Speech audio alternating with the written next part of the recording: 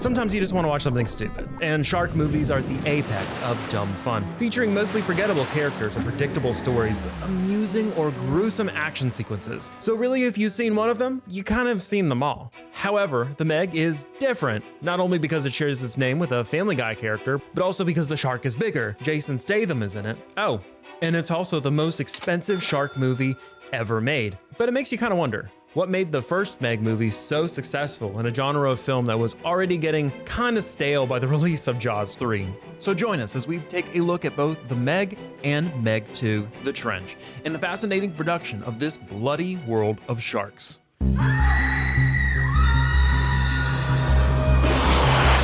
Interestingly enough, The Meg is actually an adaptation, a fairly popular one at that, which could explain some of the success for the original movie. The story stems from a book series from Steve Alten, with The Meg and The Trench being the first two books, followed by 5 more sequels. The film adaptation is an expanded version of the 1997 book, combined with the happenings you could read in a 2011 prequel novel named Meg Origins. The idea to bring the Meg series to the big screen was on the cards as far back as 1996, before the first book was even published. Disney snatched up the rights to bring it to the big screen, but Alten actually hated the screenplay, saying they stuck wings on the shark. I'm not kidding, they wouldn't listen to anything I had to say. My role has got to be to keep to the science and not the ridiculousness for Hollywood's sake. One screenwriter had the shark even growling. Disney would later lose the rights to the film, but Alten kept pushing to get this book made into a movie, and even wrote the adaptation himself. It originally ended up in the hands of Guillermo del Toro, which would have been actually a fascinating movie. Shortly after, New Line picked up the movie in 2005, with a projected release in 2006, but 2007 rolled around with budget concerns and no production,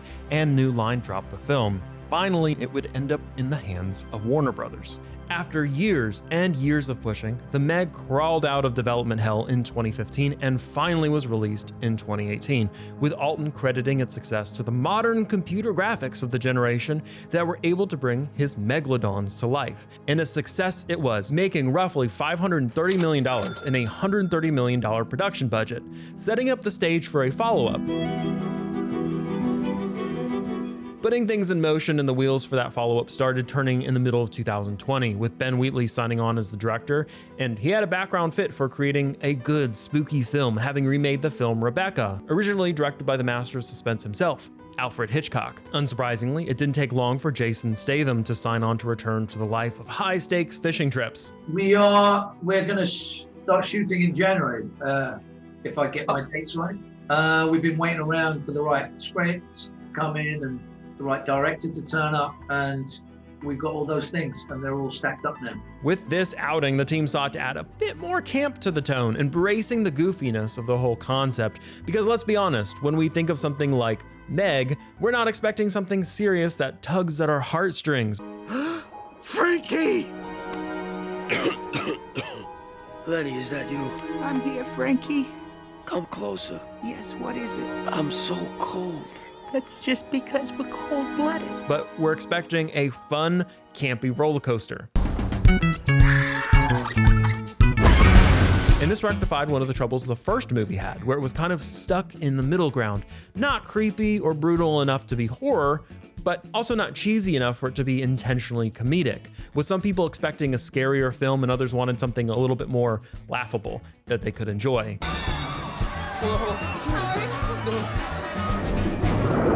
You know, one of the things we learned is you could add more comedy than we originally thought in a shark movie, in a way.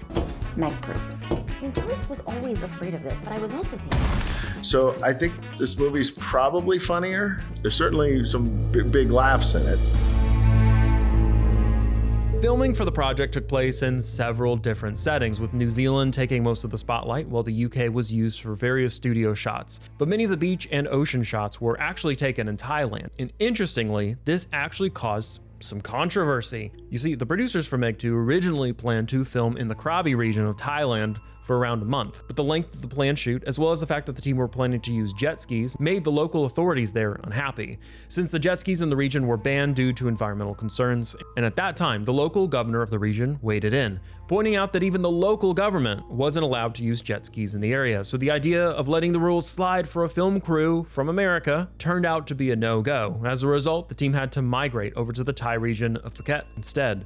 And that's not the only debate that took place over the film. Meg 2's lead star, Jason Jason Statham actually stated in an interview that he wasn't really a fan of the violence level in the film. His problem wasn't that there was too much, but actually that there was too little. Statham essentially said that he had a different taste, or put more directly, I like more gory adult stuff. But in the end, he did show his trust in the filmmakers, admitting that his idea of a film like this could end up being something maybe not many people actually wanted to go see. So why is Meg 2 planned to be surprisingly timid when it comes to brutality? And this less bloodthirsty approach also has another benefit to it, a lower rating.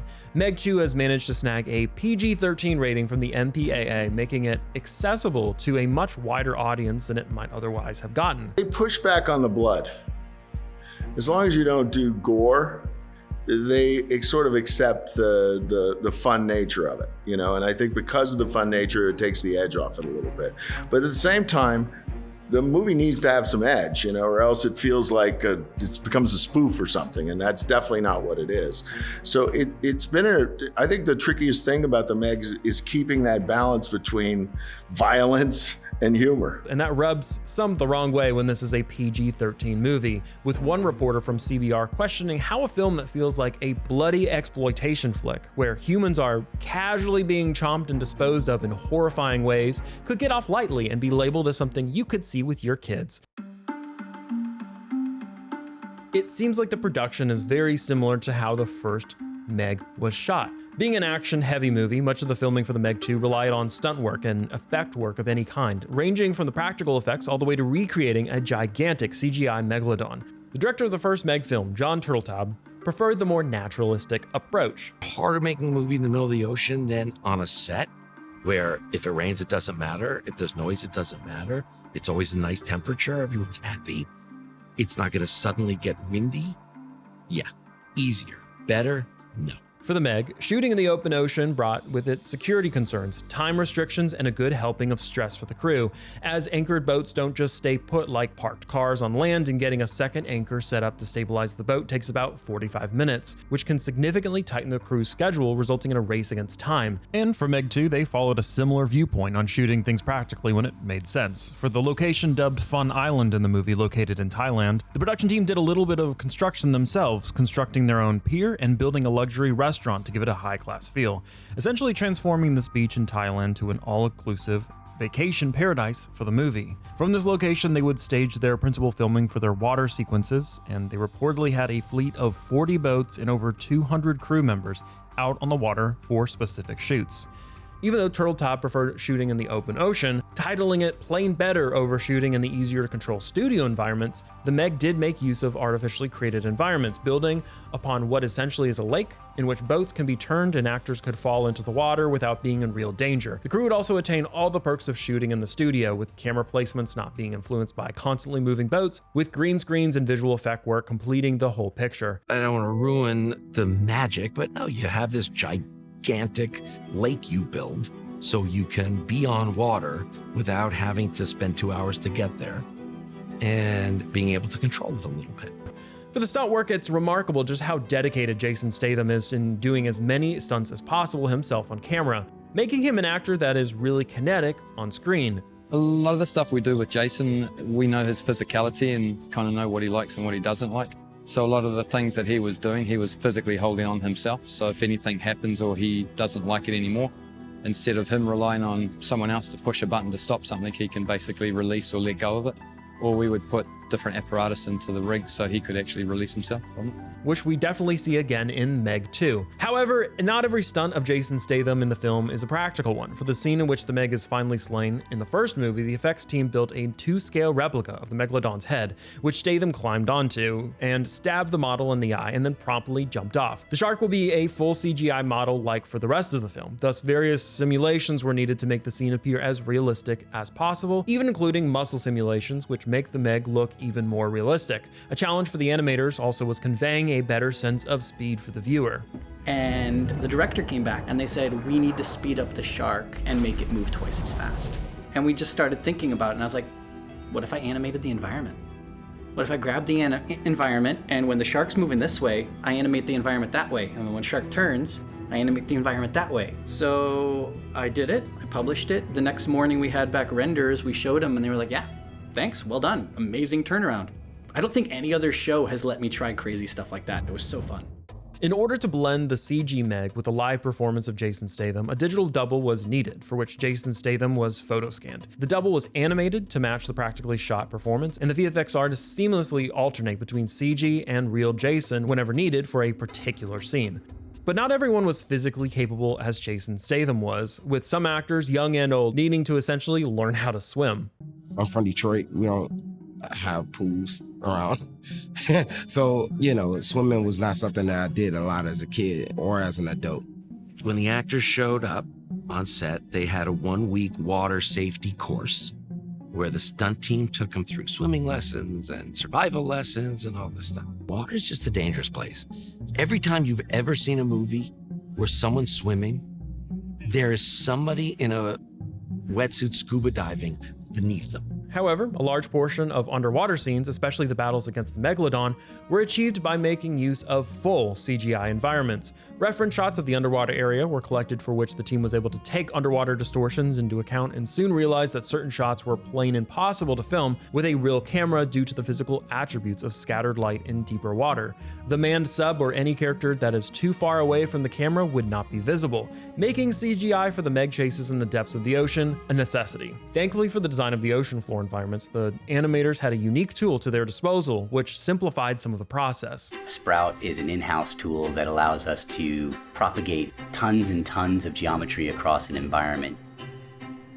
So what you do is you take your key elements for your underwater environment, which in our case was the corals, the rocks, the sand, particulate, and kelp, and you can very quickly cover a whole empty environment interactively, which was my favorite bit. So I could literally sit down with our great artists and say, I want some kelp here, just in front of the camera there. The trench is predicted to be produced on a rather similar budget to its predecessor, around $175 million instead of $150 million.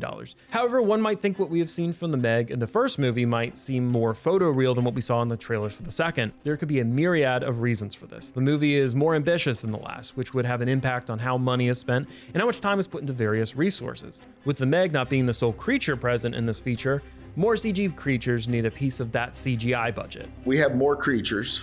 We introduce you to another level of really dangerous creatures. Other reasons could also be tied to art direction. For the first movie, the artist decided to give the Meg a lot of texture, essentially battle scars and rough, damaged skin, unlike the seemingly smooth skin real sharks have. In addition to prop tail fins, which are propelled in water, which are the only practical effects of the shark you will see in the Meg and Meg 2. The Meg's fin was about 10 feet tall in the end, after all the size iterations that we went through. The fin itself went through a number of different designs because the sort of back end of the fin, the dorsal fin, if you look at real sharks like great whites, you can see that they have lots of tears and nicks on the back of the fin, and that's what makes them unique. It's a bit like markings on an animal. The Megalodon was given a lot of attention in the design phase, being modeled after real sharks to an extent. However, the artists enjoyed some design liberties due to the fact that no one really knows what a Megalodon would fully look like. As well as it looking awesome and sometimes graceful and very at home in the water. But most of all, I think what we're trying to do is get away from the shark that everyone's seen, which is the great white. The Meg thus got more gills than a great white would have, and it got a brownish tint to its skin, making it appear even darker under deeper water. Dark being the perfect keyword to describe the likely reason for the CGI in the sequel being a bit more blatant. For a majority of the scenes in the first film, we see the Megalodon in the dark, obscured by the deep and dense waters, shrouded in bubbles, highlighted with backlighting and caustics, and even kicking up dust as it swims by the camera, with scenes in which the shark is clearly visible and the light being kept to a minimum. It's a very common trick in the computer animation or CG work in general to darken a scene in order to hide imperfections, which might be why the murkier presentation of the first film aided in making Meg look more realistic and significantly more gnarly. And this is even harkening back to the use of the T-Rex in the first Jurassic Park movie, how they use lighting and the darker environments to make this CG rendered dinosaur for the first time look even more realistic. Tell us what you think below if you went and saw it and if you like shark movies too. And in the meantime, if you want to see more about recent movie splash hits, check out our video on the 14-year production of Barbie right here.